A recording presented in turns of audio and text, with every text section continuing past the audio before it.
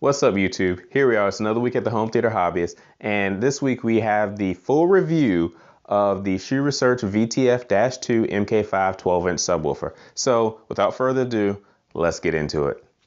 Okay, so here we are. This is the VTF-2 MK5. If you're not fully aware of it, you can check out my previous videos, the unboxing and the intro. And speaking of the intro video, first of all, I want to thank all of you guys who left comments and were like, where's the full review? I thought this was a full review. I appreciate it. Sorry about that. I wasn't trying to confuse anybody. But I wanted to do something where I talked about the design of it because I felt like the full review would be a little long. So if you're looking for how I feel about my thoughts on the design, please check out the link to my video below that actually gives you my thoughts on the design and also the unboxing. But getting to the full review, this is the VTF-2 MK5.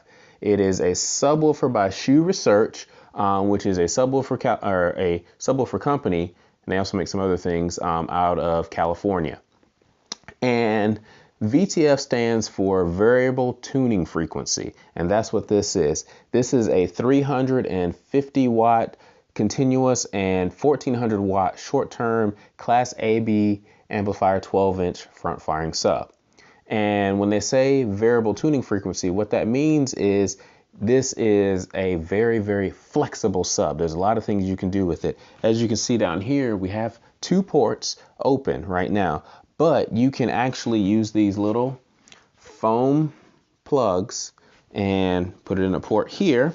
You go one port open, or you can put it in the port here and go two ports closed, and you have basically a sealed sub, which is better for music. But if you're in the home theater like me, you probably want to have at least one port open. Also on the back, there are a switch for Q control, EQ, and crossover. Q control adjusts the tightness of bass. You've got an EQ1, EQ2, which is for extension and headroom. So maximum extension means it can play deeper, and more headroom means it can play louder and still not clip and things like that. So this is a very, very, very flexible sub. If you're not sure kind of what you want, you can get this and you can play with it. The instruction manual actually has really good instructions. It tells you about all the different modes and what they do. And it also gives you some volume fine tuning and things like that. And that's what I went through for the full review to determine how I feel about this sub. So let's get into that. How do I feel about this sub? Okay, so how do I feel about it? I love it. It's great. I didn't really realize what I was missing in a lot of my movies until I hooked this thing into my system. So here I am. I'm showing you all three of the subwoofers that I have here. And these are the subwoofers I was using before. This is the 8-inch Energy Take Classic.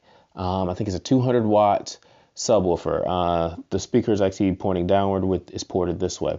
This is a 10-inch Polk Audio PSW 110. It's also a 200 watt sub, and it's got a downward firing port. And I was using these as my dual subs before, and some of you may say, why are we using such tiny subs, blah, blah, blah, blah, blah. I was using it because I had a super small room. It was 10 by 10, 11 by 11, super, super small.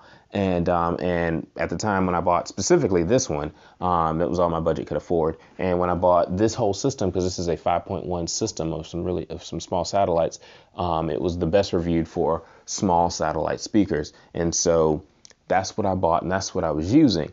And it actually worked pretty well. I'm not going to down what I had before, because I believe that as anybody, you buy what you can afford. And so that's what I purchased and what fits in your room. So if you do have something like this, don't feel bad about it, okay? But once I was able to do more, I'm now purchasing more, which is this. Two things about these subs that I noticed just my viewing over the years. The Energy Take Classic is very good. It's very clear when it comes down to bass. It actually does really well with starting and stopping the subwoofer, so you get good clear bass, but it doesn't really go all that deep. Now this Polk Audio, on the other hand, it goes deeper and you get much more rumble, but it's not as clear. Well, when I put this into my system, I got them both. I got clarity and I got depth, and it's just been great so far. So when we start talking about the setup, the first thing I did when I brought this in was I put it in my main listening position, and I did my subwoofer crawl around the room. I found the 2 optimal spots, and I put it in number 2 first, just because I just didn't want to move it too far. And I put it in a movie. And the movie I put in was Jurassic Park, and I was just blown away. It was like, wow, this is great. And speaking of Jurassic Park, let's go to a scene. I want to show you as best I can how it sounds and with that movie. And I'm going to be comparing the Polk to this one. So you get the bigger sub. Even though it's not as clear, you get the bigger sub.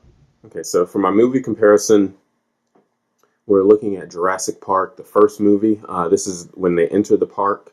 And the Brontosaurus is kind of walking through, and I like this scene because as the Brontosaurus walks and the subwoofer is going off, you get an idea of how clear it is. With one of my subs, it's actually pretty muddy, and that's the one I'm trying to compare here. Hopefully it'll pick up on the camera, but I'm not going to play much of this scene just because I don't want the video pulled, but I'm comparing my Polk 10-inch sub to the HSU Research 12-inch, and the camera is sitting in my main listening position. And I'm using the camera mic, nothing else, to record the audio. And the Polk audio, or the Polk and the shoe, will be sitting in the shoe's optimum place for my room.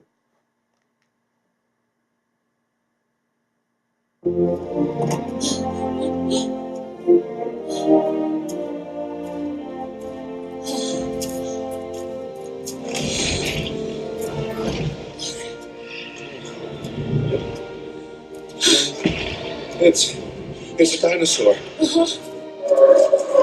So here's the same scene with the HSU Research 12-inch playing.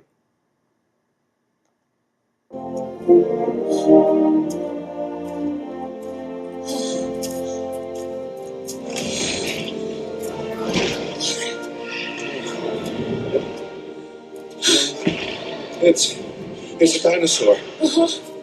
Okay, so hopefully you were able to actually hear the difference in the subwoofers.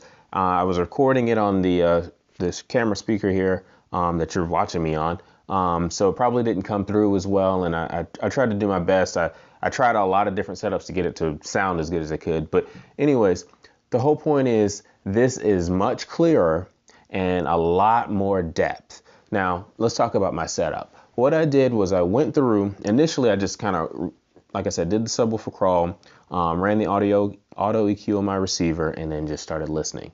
And that was really fun.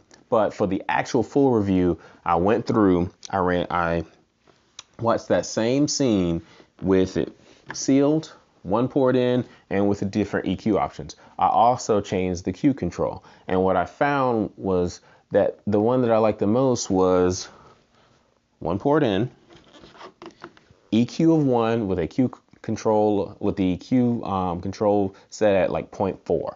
That was what I preferred myself. I also went through and I used the SPL used an SPL meter to do the volume fine tuning, and so that's pretty good.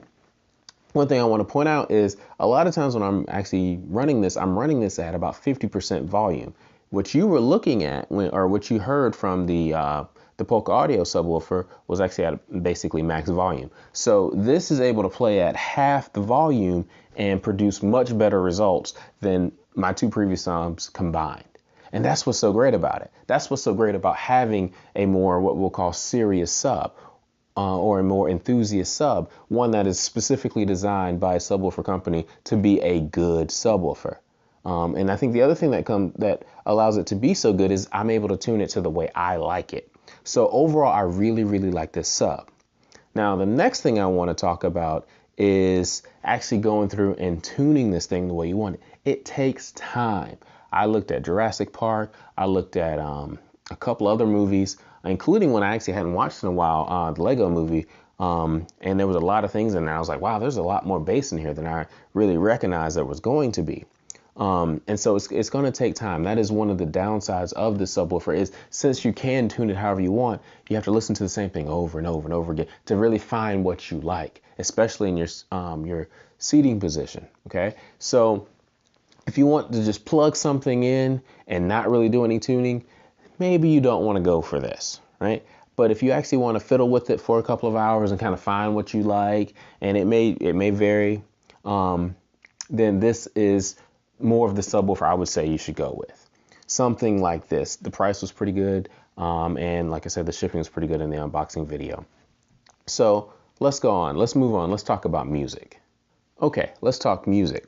So this is the CD that comes with it from HSU Research, and track 1 is an organ symphony, and my God, it gets down to 16 hertz, and I mean this thing, wow. At 16 hertz, I didn't know, wow. I played it, this, also played my other systems, and this just really knocked it out of the park. I mean, really rumbling and shaking the room the way you kind of want your subwoofer to do every now and then. I mean, you might not want to rumble all the time, or maybe you do, but this really kind of really set the tone, and I was like, yeah, I like this.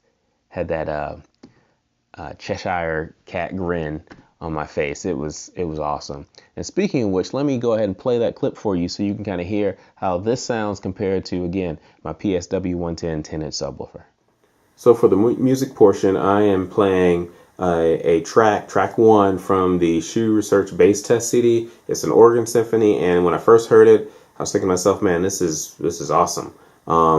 I mean, it is really good music. It's good music, and you can also really hear the bass in this. In their little book that comes with it, it says this recording has the strongest and cleanest 16 hertz of any recording I have come across, and it really comes out. Right here, I'm comparing again my Polk 10-inch to the HSU Research 12-inch.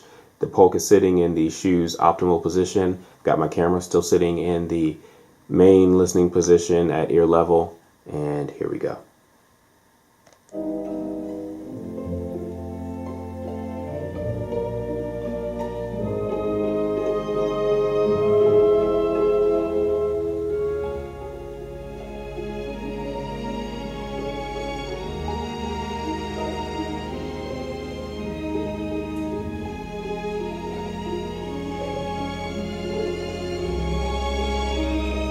The VTF-2, same track.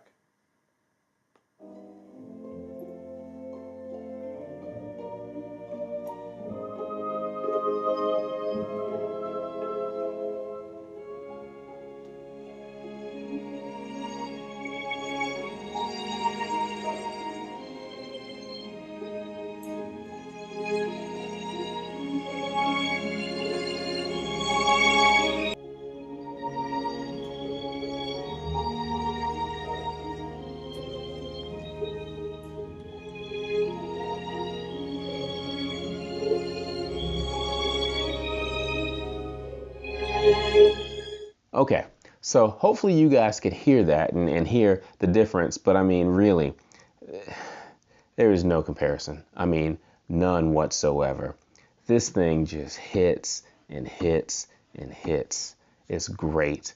So if you're thinking about a subwoofer and you're not really sure, I would say order one of HSU's subwoofers that you can and get it in your room and listen to it. So far, this is the one I've listened to, and I've got another one that I'm going to listen to. There should be an unboxing video sometime soon about that. But this thing is great. It takes a little while to tune it and find the sort of the settings that you like we talked about. But if you have the opportunity to get one of their subs in and listen to it, I don't think you're going to be disappointed. To be honest with you, I really don't. I am very happy with this sub. Like I said, I'm going to try out another sub and see if I like it and kind of go from there. But right now, this is a very good sub. I really like it. I'm probably going to keep the grill. If I decide to keep it, I'm going to keep the grill on it just because I kind of like that look a little bit better. But it probably will be one port in like this, and Q control sort of where I like it, and just rattle in the room all day long. All right, thank you guys for watching. Please like, subscribe, comment below. Hopefully you enjoyed this video. Like we said, again, sorry for not giving you the full video last week, or the full review last week, but here it is. It was really fun doing this. I've really enjoyed this subwoofer, and we'll see you next time.